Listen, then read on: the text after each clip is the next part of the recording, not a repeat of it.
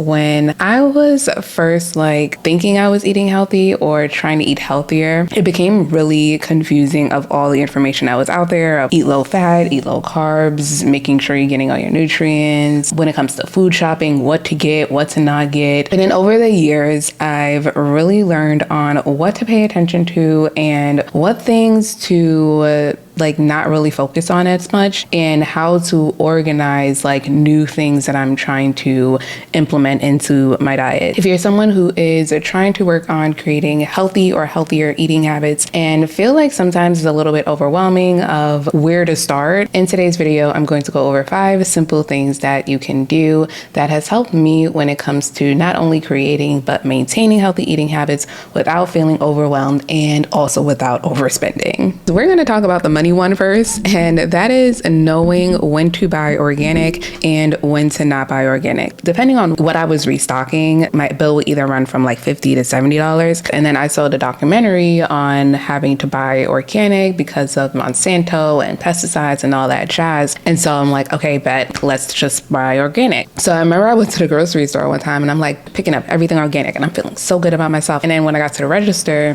that thing said over $90. And mind you, it was like the same items that I would usually get. And I'm like, we're not doing this. And so one thing I just started to do instead was anything on a Dirty Dozen that I ate often, I would get organic, and anything on a Clean 15 that I ate often, I would just get regular. So like to me, when I was like first doing the organic thing, I was like buying organic rice, buying organic sugar, organic dates, organic everything. And I was like, I really didn't need to buy organic, especially if it's on a Clean 15. I definitely wasn't buying that organic. So one thing to do is if you're struggling with buying organic or not, whatever is on a Dirty Dozen that you eat often, get those organic, and anything of on a Clean 15 or not on a Dirty Dozen that you get often, either decide if you want to get those organic just because you eat it often or just get that regular. Another thing to do is, even if you're trying to reduce your budget a little more, if it's something that is on a Dirty Dozen that you don't tend to eat often, you could get that as regular and then have that on a list as something to get organic in the future. And then whatever you eat the most of that's on the Dirty Dozen, get that organic. That was really helpful when I was still working my part-time job, and even though I wasn't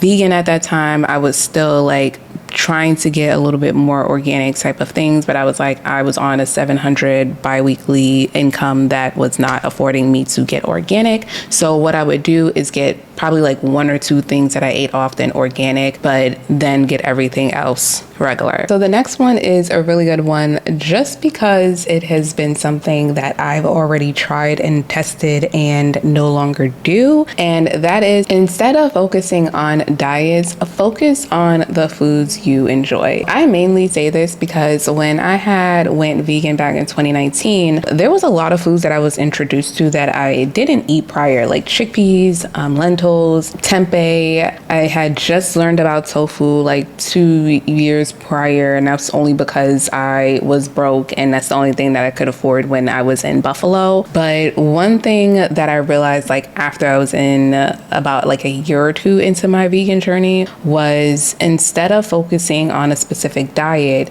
is instead focusing on the foods I enjoy. And I say that because it's just like, for me personally, when I was vegan, I didn't like tempeh. Eggplant was something that I really didn't mind, but it wasn't something that I enjoyed cooking. And so what I realized is, instead of trying to focus on specific diets and then removing the things that I love that are not within that diet, just finding healthier ways of actually eating the foods I enjoy. So when I eat salmon, instead of just getting my salmon from anywhere and not paying more attention to what type of salmon I'm getting, I started to pay more attention to the types of salmon that I was getting. So before, when I would get salmon, I would just like pick up whatever salmon was on sale. If it's on sale, I'm getting it. And when it came to eggs, the cheaper the better. I just didn't get like the cheapest one, but I got like the second to third cheapest one. And I really didn't pay attention to any type of eggs I was getting. However, now when I get my eggs, I never thought I would be paying the price that I pay for eggs, but I'm more cautious of the types of brands that I get when it comes to eggs. I'm more cautious of the type of brand that I get when it comes to salmon, knowing the difference between farm raised and wild caught, and only constantly getting wild caught. And instead of me deciding that I need to focus on a specific diet, instead focus on the foods that I enjoy and then just finding healthier ways of eating those foods, because therefore you're not really restricting yourself from eating anything. You're just being more aware of what you're putting in your body and making sure you're getting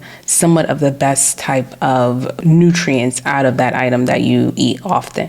So this one is one that I think a lot of people struggle with. I've also struggled with it, and that is focusing on the food first and then the nutrients. Again, back when I was in the beginning of my vegan journey, one thing that I was concerned about was making sure I was getting all my nutrients. But then I also put it in the same retrospect shortly after of the fact I was like, I didn't pay attention to my nutrients before I went plant-based. So I'm like, if I didn't even pay attention to the nutrients that I had before, and now I'm eating more greens and vegetables, I'm pretty sure I'm getting more nutrients now than I did before. Like, especially because I didn't pay attention to what type of nutrients I was eating, what nutrients I was missing. So I immediately reduced my anxiety, because I'm like, okay, I have to make sure I get all my nutrients, but when did I actually pay attention to making sure I was getting all my nutrients before? So one thing to do is, as you're being more conscious of maintaining and creating healthier eating habits, is look at the foods you already eat currently and see what nutrients they are already providing you. Are you eating a lot of greens, and what types of nutrients are you getting from those greens? Are you eating a lot of fruit? What kind of nutrients are you getting from those fruits? Are you eating a lot of yogurt? What nutrients are you getting from the yogurt? When you already are looking at what nutrients you're already taking in on a daily basis easily, then look at where you're probably lacking. So for me personally, when I was learning about gut health, I realized I wasn't really getting those types of foods often. So one thing I started to do was just, okay, now incorporate yogurt into my diet. When I had started going plant-based and they was talking about omega-3s, one thing that was important, because I wasn't eating the salmon anymore, was now finding a replacement for omega-3s. And one thing that kept showing up was chia seeds and flax seeds. Now, I tried buying flax seeds 2 times, and the bag often goes untouched. And so I realized when it comes to chia seeds, it was easier for me to easily incorporate that, because I would add it to my smoothies, I would add it to my yogurt, I would add it to my oatmeal. There was different ways of me being able to add the chia seeds to my diet. So I was like, okay, now I have chia seeds. When it came to me now learning more about toning and toning my body, one thing that I wanted to incorporate was higher sources of protein, and one higher source of protein is chicken. So now I just started incorporating chicken back into my diet and eating that a couple of times a week. Instead of trying to feel overwhelmed of making sure you're getting all your nutrients, first focus on what you're already eating to see what nutrients you're already getting, and then look at what you're lacking, and then find a couple of foods that you could easily incorporate into your diet to then make sure those nutrients are met.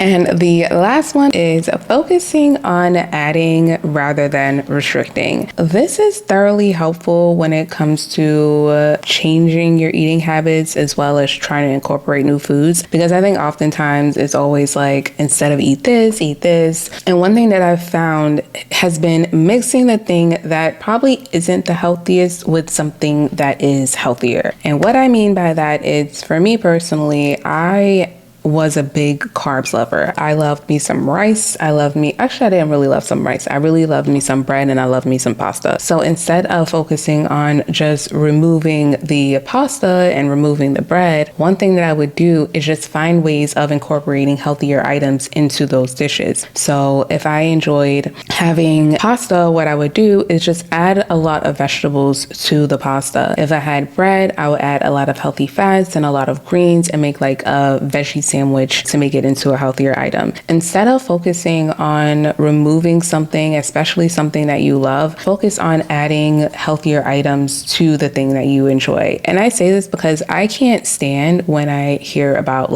cheat days and cheat meals. It's well, I have to eat healthy these 2 days, and then these 2 days, then I could actually eat what I want. And it's almost like a punishment to eat healthy. And I feel like it makes it harder to actually stay consistent with it, because you're not enjoying that process. But when you're meshing the two together and you're finding ways to incorporate the thing that you actually really love eating with something that you're trying to eat more of, it makes the experience more enjoyable. And then your taste buds starts to adapt to that, to where you're no longer craving the thing that's probably not as healthy as much. So for me personally, again, I don't really eat bread the same way I did before. I eat like a portion of the amount of bread that I used to eat. Like, I don't even buy bread anymore, because every single time I buy bread, I probably use like 1 or 2 slices, and then it just sits there and then it rots, and then I don't get it anymore. So what I just started to do was buy flour and yeast, so that way when the time comes when I'm ready to be Betty Crocker and make my own bread, I'll just make my own bread instead of having bread and then just having it go to waste. So one thing that I really emphasize that I think is such a good idea is, instead of focusing on restricting and removing, focus on adding healthier ingredients to the thing that you already enjoy, because it will make the experience so much better. You'll still find now healthier ways of eating the same thing that you love. Like, again, going back to pasta, instead of just getting like refined pasta, I'll get spinach pasta. I've tried chickpea pasta, did not like that. I've tried wheat pasta, did not like that. But you become more creative in the things that you like, and you find like, oh, like I could have this in a different way, and you see if you like that experience. Instead of focusing on removing the things that you really enjoy, lean into those and find creative ways of actually having those in healthier ways, because that will make you stay consistent and enjoy eating healthier, rather than just trying to convince yourself that you no longer like this food that you like. And then when the time comes where it's like you're surrounded by it because you're at an event or something, you feel guilty for still craving that thing. And the bonus one that I thought of while recording this video is to buy in bulk. If you live near a Costco or a BJ's, or I think a Sam's Club, I prefer Costco, but if you live near one of those stores, buy in bulk. When I was living at home, I was buying like fresh blueberries, and they would go to waste if I didn't buy it in time. And blueberries are expensive. Like, damn near all the berries are expensive. It's like, I try not to say the word expensive. It's a price I'm not willing to pay. And so what I started doing since we've moved to Florida is I buy a frozen bag of regular blueberries, or I buy a frozen bag of organic mixed berries. And this has been such a cost saver, because it by itself, especially fresh, it is very, it's too much. So instead, what I like to do is just buy them frozen, and I'm able to put them in the freezer, leave them in the freezer, and when I'm ready to have it, whether I have it in a smoothie or whether I have it in in my yogurt, it's something that I know is going to last a long time, or at least the time that I need it to last, without me having to run up my bill. So if that is something else when it comes to like cost of things expiring too soon, or just like the cost of some things being like just way too high, one thing to do is buy in bulk, because that will tremendously lower down your bill. And when you buy in bulk, buy frozen. Hope you guys enjoyed this video. Let me know what you guys think in the comments. Thank you so much for watching, and I will see you guys in the next video.